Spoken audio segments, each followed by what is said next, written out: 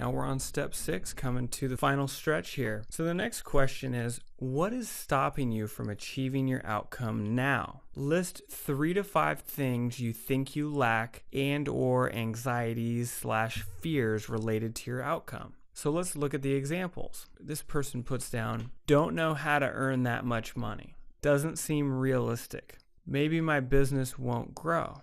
Okay, now let's look at the be more confident example. They put down, they're afraid of making a mistake. They're afraid of what people will think of them. They're really not sure how to be more confident. Now, this step provides tons of valuable information. First, we're able to begin to clearly see some key limiting beliefs that are holding us back. Our beliefs about ourselves and the rest of the world largely determine the limits of the results we get. Let me repeat that because it's very important. Our beliefs about ourselves and the rest of the world largely determine the limits of the results we get. So let's look at example number 2 for a moment, okay?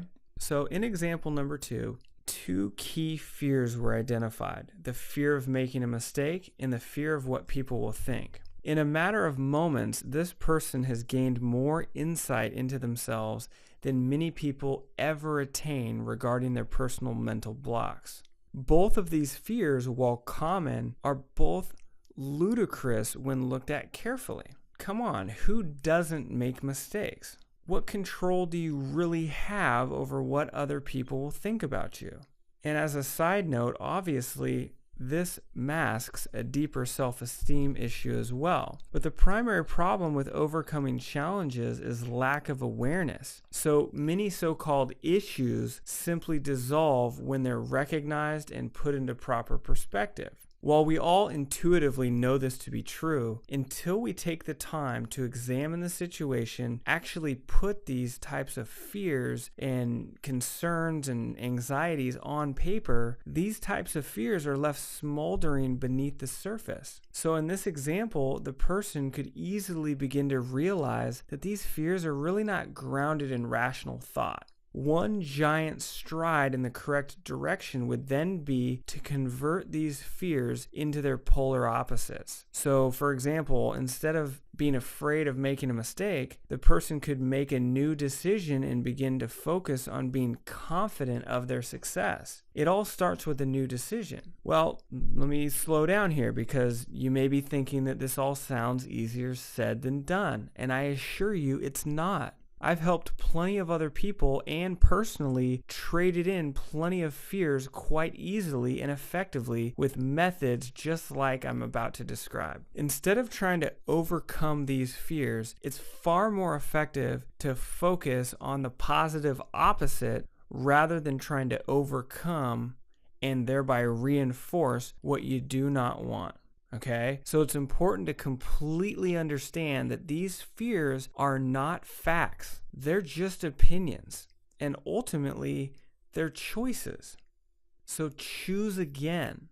Rather than try and overcome, replace your fears with their opposites and then begin to ask yourself for reasons why the new opinion is true. You'll soon get plenty of evidence to support your new viewpoint if you do this thoroughly and sincerely.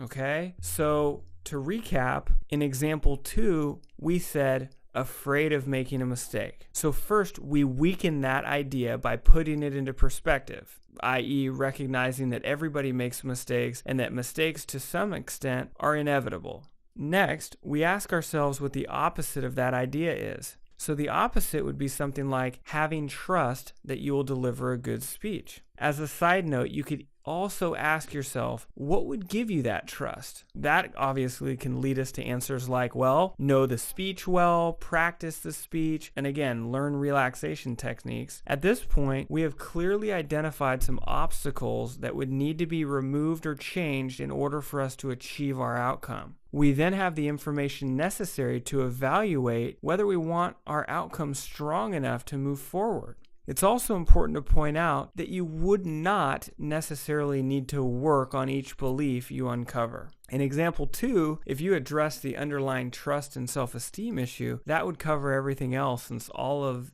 the reasons listed are symptomatic of the one central underlying perceived obstacle. Okay? I know that's a lot to kind of digest. Feel free to contact me with questions or post them. Please join me for the final step.